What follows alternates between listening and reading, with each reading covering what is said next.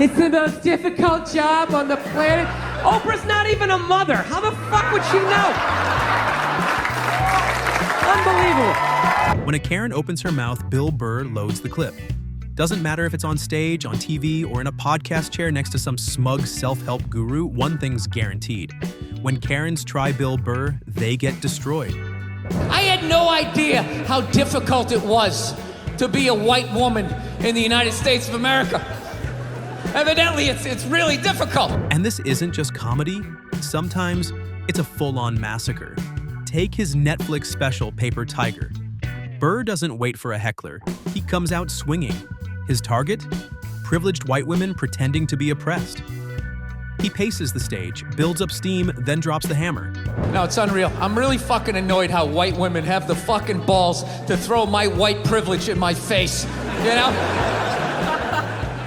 Sort of separate themselves from these white males with their white male privilege. It's like, bitch, you're sitting in the jacuzzi with me. The crowd goes wild. It's hilarious, but it stings too. Because what he's saying is dead simple. You can't sip champagne in a hot tub and cry oppression. You don't get to jump to the front of the suffering line when you've had the comfy seats the whole time. And I'll just drive by real slow and be like, yeah, why don't you get back in the kitchen where you belong? Just to look in the rearview mirror, watching him flipping out in the road. And that's Burr's whole thing. He says the stuff everyone else is too scared to say out loud. But he doesn't just scream it, he breaks it down. Joke by joke, line by line, until even the people he's roasting are laughing. I saw a woman a couple months back, professional soccer player, right? She goes on to ESPN or one of these sports channels, and she starts bitching, going like, I don't understand, how come female athletes don't make as much as male professional athletes? That's Bill Burr for you, tackling what everyone tiptoes around. He'll call out the absurdity of women still having to fight for equal pay, not by yelling, but by unraveling the nonsense one brutal punchline at a time.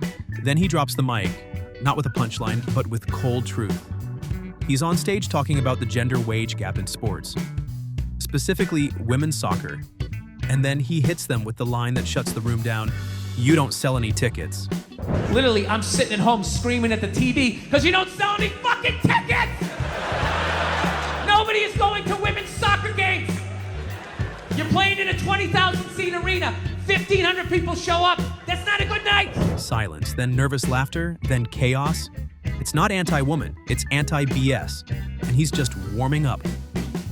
Burr turns the spotlight back on the equal pay crowd, the ones yelling on Twitter but never showing up to buy a ticket. Burr's message? You want to help? Buy a ticket. Support them. Don't just tweet. Brutal, but fair. And that's what makes it sting so good. But nobody's watching your fucking sport.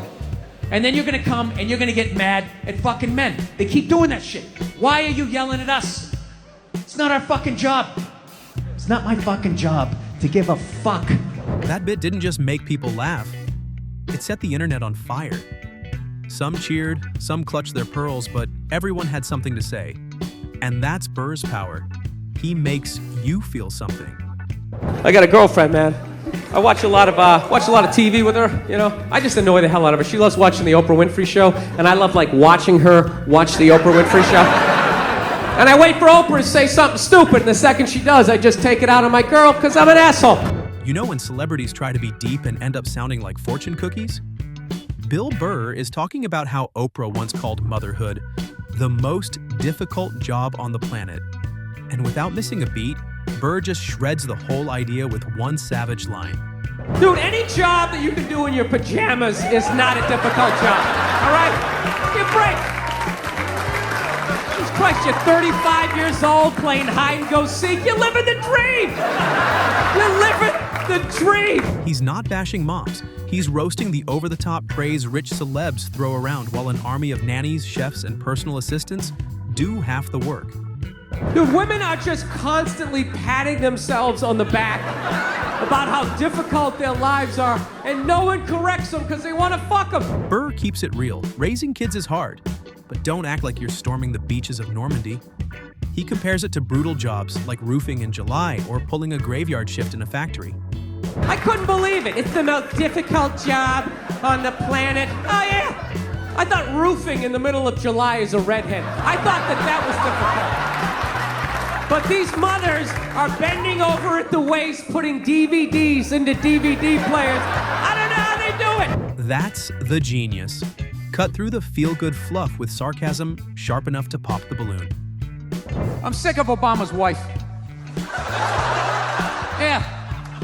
This isn't some Republican rant either. It's just kind of first ladies in general. Bill Burr doesn't care if your first lady is iconic. If the logic's off, he's going in. He zeroes in on Michelle Obama and the weird tradition of treating first ladies like they're elected officials. 1 minute, they're picking China patterns. Next minute, they're giving keynote speeches and shaping national policy. You know, I don't know what it is. All throughout my life, with each presidency, like these first ladies, they've just gotten more and more like chatty. You know? More and more chiming in, like leaning into the frame. And Burr's like, hold up. Who voted for you? It's not disrespect. It's a dissection. Why are unelected spouses suddenly running public campaigns and dropping political takes like they've got Senate seats? It's just like, well, why are you talking? Right? You weren't elected. Shut up. Your husband's not running a lemonade stand here. He's running the country. You don't just chime in. Deadpan delivery, razor-sharp logic. Burr points out they're getting more airtime than half the people elected to do the job. It's savage because it's true. No yelling, no sugarcoating. Just Burr slicing through the polite applause with a verbal scalpel. I gotta tell you, the way white women somehow hijack the woke movement, generals around the world should be analyzed. Now this one, instant classic. Bill Burr walks out on Saturday Night Live. Live TV, millions watching, and instead of softballs, he launches a grenade at cancel culture. No warm-up, no easing in, just straight to the throat. Finally making that happen. And it was about that for about 8 seconds. And then somehow, white women swung their Gucci-booted feet over the fence of oppression and stuck themselves at the front of the line. He calls out the fake woke crowd, the ones cashing in on activism without doing a damn thing. Not mocking real causes, mocking the frauds who hijack them for clout. And Burr, stone-faced, unapologetic. From white women, my name is so hard, with my SUV and my heated seats. You have no idea what it's like to be me. Trash and white guys, the nerve. Where's the camera? The nerve of you white women. No backpedaling, no post-show damage control, because it wasn't shock for shock's sake. It was truth in a tux, punchlines with purpose, and a middle finger tucked neatly in a monologue. You were engaged, but Yes. then you broke off that engagement recently. Is that true? Yeah, that's absolutely true. Now, was this a painful thing or kind of amicable? Oh, yeah, it was fine. It was perfectly fine. I don't know. F- you. Of course it was painful.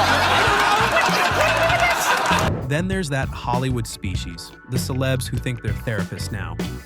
One brunch with a life coach and suddenly they're spiritual guides with Gucci robes and podcast deals. It's not self-help, it's self-importance with a filter. Be a gentleman and help me out with my Hey, Conan, can you believe that marriage didn't work out? Yeah, I can't believe your relationships don't work out. Enter Leia Delaria, turning every interview into a TED Talk nobody asked for. Talking trauma, vibes, inner peace, like she's channeling wisdom from a Himalayan mountaintop. Burr's message? Keep your crystals and stop diagnosing people like it's a hobby. If you enjoyed that, hit like, drop a comment, and don't forget to follow for more.